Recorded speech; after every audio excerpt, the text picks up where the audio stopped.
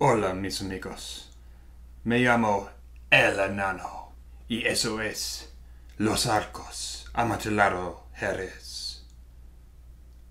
Welcome to the Spirit Snapshot. My name is Ed O'Mara. We are continuing our look at sherry. Today we're getting into Amontillado, or Amontillado.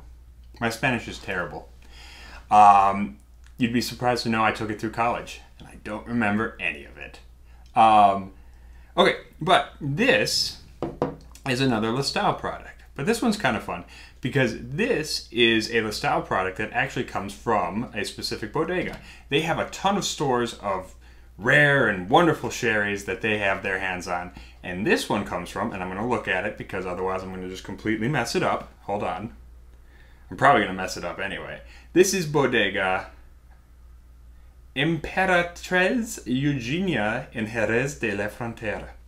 So, we've already looked at Pedro Jimenez. We've already looked at Oloroso. Well, actually an Oloroso cream sherry. But this is Amontillado.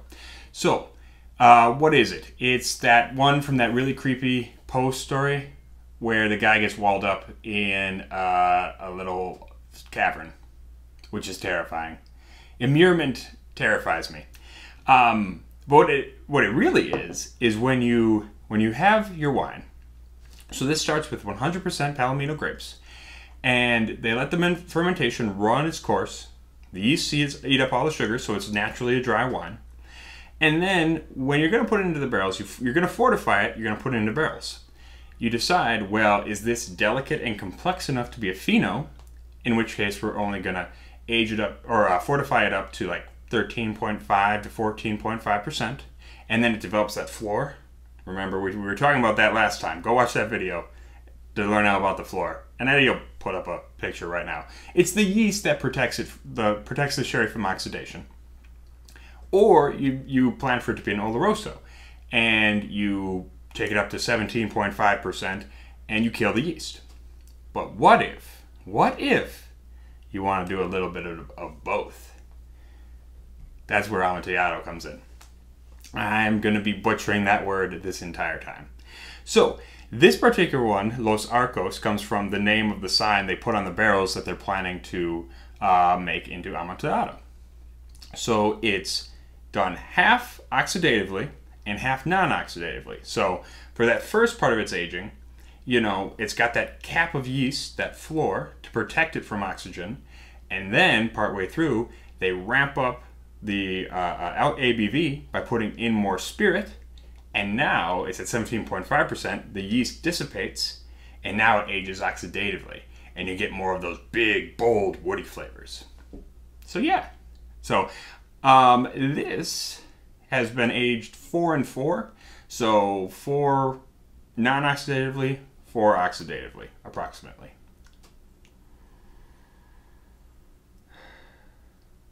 Now on the nose, if you go back to our previous two, we had a cream sherry, which was an Oloroso, a sweet Oloroso, and a Pedro Jimenez. Both of those were much darker than this. You look at this is an amber color. So it's obviously oxidized somewhat to give it a little bit darker color, but it's definitely not that pitch black color, that like Coca-Cola looking color of the Pedro Jimenez. It does smell a lot drier. It smells a lot drier, maybe a little bit more yeasty, a little bit more barnyardy kind of thing, like old hay. Got a little bit of that hay smell, but there's still some of that raisin there too. It's not completely dry. It doesn't smell completely dry and spicy on the nose. It still has a little bit of that raisiny smell. Kind of like, but raisin mixed with burned wood. Yeah. It's definitely not as ridiculously big and bold as the Oloroso. It's not as ridiculously sweet as the Pedro Jimenez. But it's got this lovely mix of oakiness, kind of a sour acidity, just a touch of that sweetness, but it's mostly just really drying. It's really, really drying. And it's got kind of this funky, cheesy beer yeast thing going on. So as this is opening up, this is becoming so much more nutty on the nose than that first sniff. It is so cashewy almost. Yeah, I'd say cashew mixed with almond. Cashew mixed with almond, maybe a touch of walnut. Yeah.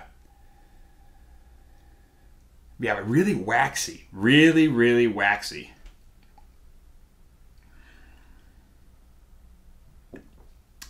And that's coming out more in the taste now. On the taste, I'm still getting a little bit more raisin. A little bit more of like a smokiness mixed with raisininess.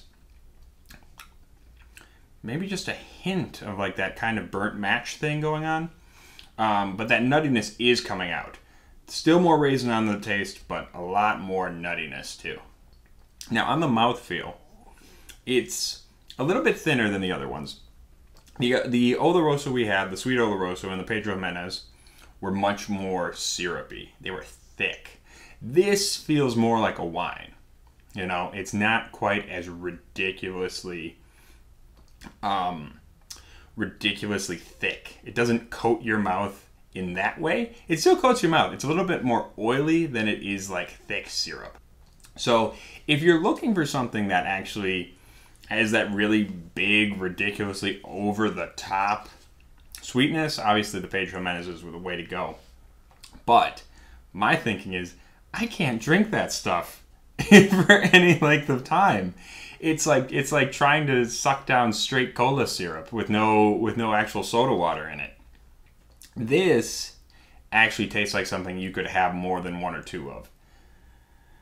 It's coming in at 18.5%, I believe. Let's make sure I'm right about that. Yep, 18.5% alcohol.